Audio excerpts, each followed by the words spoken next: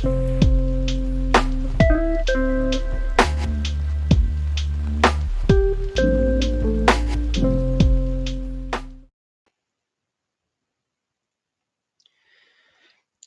everybody. Welcome back to another episode of STVCastle Chess. This is Stephen Vitt, commentating on another game that I played not too long ago. And I titled this The Story of Three Knights. Now, the funny thing about this is whenever I get into a situation like this where I'm at the end of a game and I could easily promote a pawn to a queen, which is typical for any game, there are some occasions where promoting the pawn to a different piece is more necessary. And I'm going to show you this example here in this game. Now, this is the King's Gambit declined, Queen's Knight defense, and my opponent is Botch underscore 2023. Very interesting game here. Let's just get started. I start with a bird opening of f4, knight c6. That's what Botch plays. e4, e5. So basically, it transitions into the King's Gambit kind of look. I go ahead and take the pawn. F takes e5. Botch takes back with the knight. Knight takes pawn e5. When I see that, I just go right ahead and attack the knight. d4, d6. I have no idea why he did that because he just sacrificed the piece. Pawn takes knight, e5. D takes e5. And when you open up a file like this is what happens. Queen takes queen, d8 check. King takes queen, d8. Maybe he already saw that and he just wanted to do it anyway. I have no idea what Bosch was thinking. Knight to f3. Bishop to d6. Bishop c4. Bishop e6. Now, taking a brief pause here. When you willingly give up a piece like that, what Botch did a few moves ago, it surprised me. It always does whenever I see an opponent of mine willingly give up a piece like a knight just to take a pawn. When you see that, here's a tip I can give you right now. When you see that, that gives you the license to just keep attacking the opponent, to apply more pressure to the center of the board, to just apply more of your tactics. That's what it is. That's the signal that you get when you see someone willingly give up a piece like a knight for a pawn. Bishop takes bishop e6. F takes bishop e6. F pawn. Yeah, so you could tell right away that Botch 2023, he's not really planning a heck of a lot. And like I said, when I review these games, guys, it's not like these are like complete masterpieces of games. These are just games that I find interesting. So just keep that in mind. I go ahead and castle knight f6, attacking my e pawn there. I go ahead and pin the knight, bishop g5, king e7. You know, unfortunately, guys, there are going to be games where I encounter an opponent that's clearly not planning anything, that's clearly not forward thinking in their approach, such as what we're seeing here with Botch 2023. But in response, how I respond to this is what matters. I have to keep playing my game and I have to keep having structure with my attacks. Bishop takes knight f6 check. G pawn takes bishop f6. As you can see here, the pawn structure is already blown up for Botch. Bishop's not doing anything. The rooks are freed up, but that's not going to mean anything here very soon. A3, rook A to D8. I get my knight out, knight to C3, F5, again attacking that E pawn of mine. Rook A to E1, F4, trying to get more position. Rook goes to D1 instead.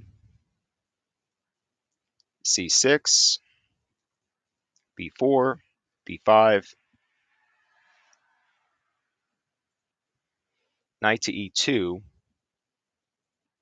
H5, G3. I want to get rid of this action here with the pawns.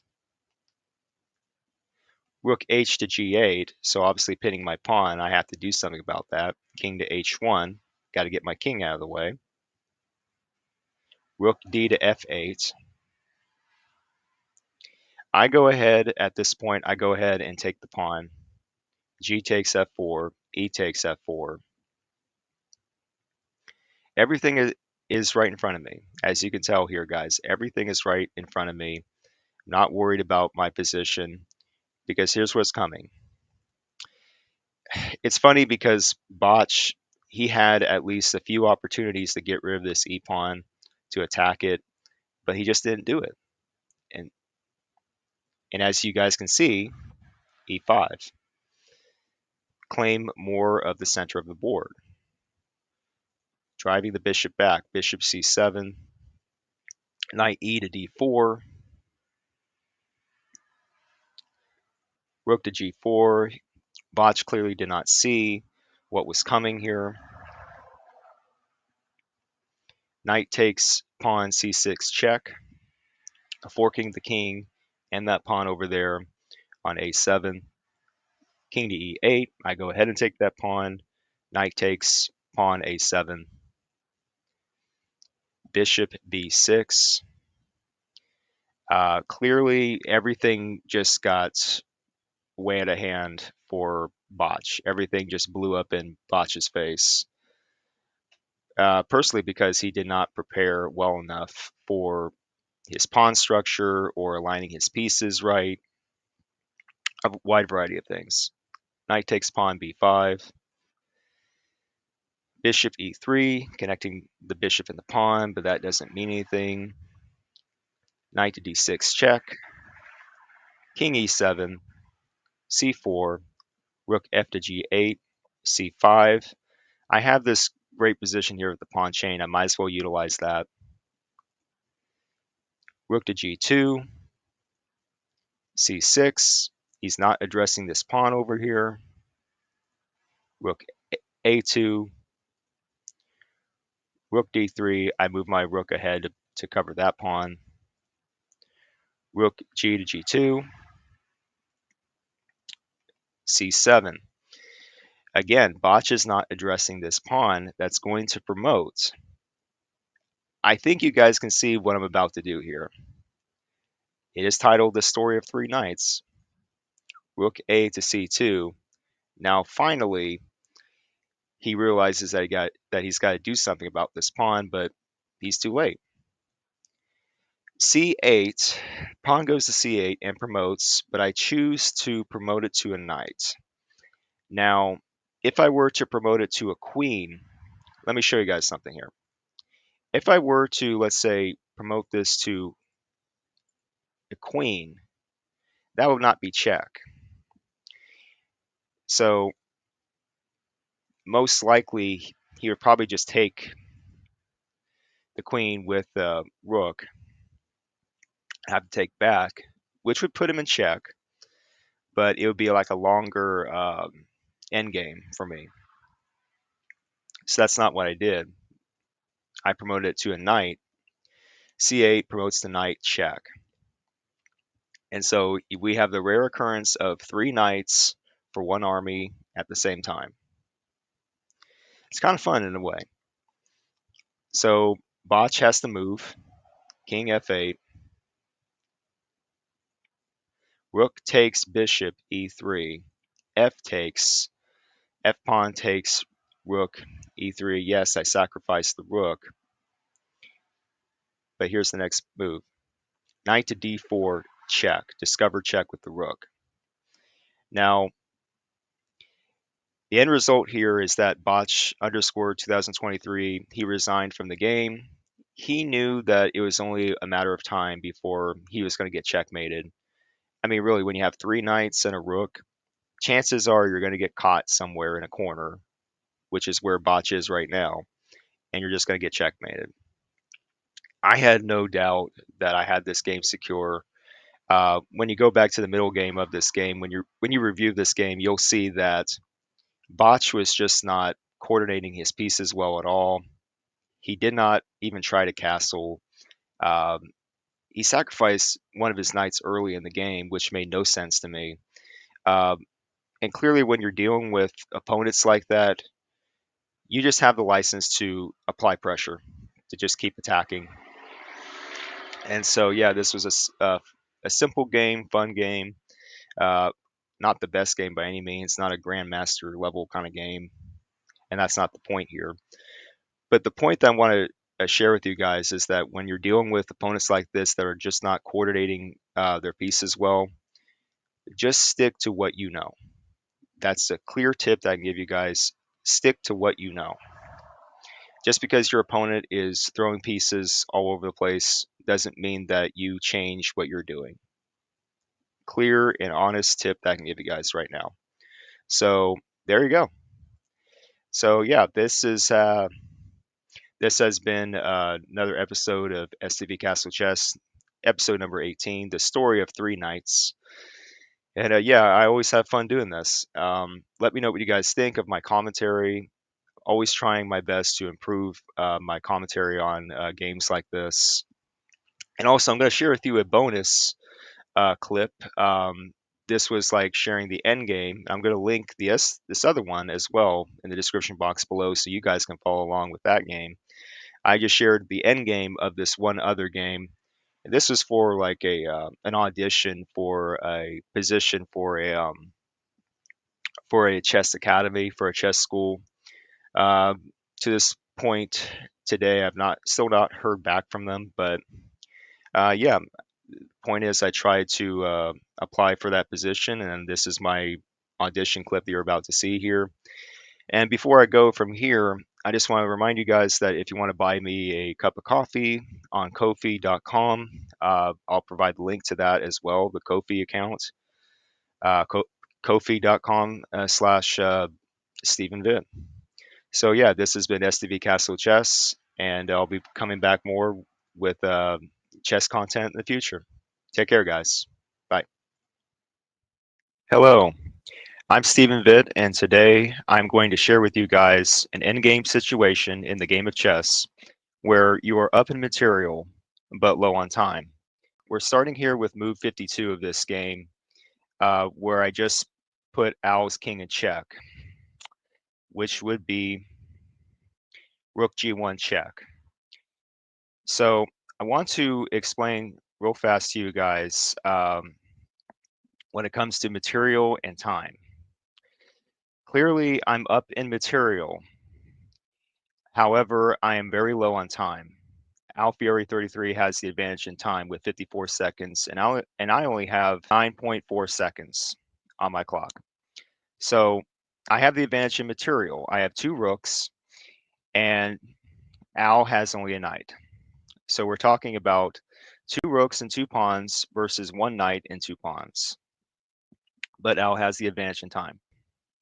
Sometimes when you're under time pressure like that in the game of chess, you have to just wing it sometimes in the basic sense. So what I do now is that I have a pawn here on a7, and my goal is to advance it all the way up to a1 to promote it to a queen. That is the goal, and that should be the only goal that I have in mind here, even though I have 2 rooks. So with only 9.4 seconds, I have to start moving the pawn. a5. Knight d3. Now Alfieri 33, he is threatening to capture this rook here on c1, and I am fully aware of that. But I also know there again, I only have 9.1 seconds left to go on my clock. So I have to make a decision right here and now. And that is to move my pawn to a4. Now, here's the question that uh, you guys would be faced when you have a situation like this. Do you trade a rook for a knight in this situation when you know you only have 9 seconds or so left to go? And my answer would be yes. In a situation like this, yes. So a4 is what I play. So the knight does capture the rook on c1, and I was fully aware of that. Rook takes the knight on c1. Alfieri, he only has 2 pawns left in this at this point. So after I capture back with the rook, rook takes knight c1, there's nothing left for Al to do in this situation. And even though I only have 8.9 seconds left, I still have this pawn on a4. It's going to promote to a queen. There's nothing that Al can do to stop it at this point. King a3. Al tries to start moving his king towards his corner, but it's too late. a3, king d4, a2, king e4, and then I successfully promote that pawn to a queen. a1 equals queen against left. I have got to score the checkmate at this point with less than 8 seconds left. Alfieri 33 only has 2 pawns, but there's really nothing else he can do at this point. We're at the endgame, so king f4. So really, when you're in a situation like this, king f4. Now the next move that I make is queen a4 check. Find a checkmating pattern. When you're at this point, find the checkmating pattern. Queen to a4 check, king g3, move my rook, rook c3 check, king g2, queen e4 check. Just keep the checks coming, guys. That's all you have to do. King f1, rook takes pawn h3. I'm positioning my pieces for the checkmate. f3, queen takes pawn f3 check, king e1, rook h1 check, king d2, rook h2 check, king e1, and then last move that I make here for the checkmate is queen h1 check.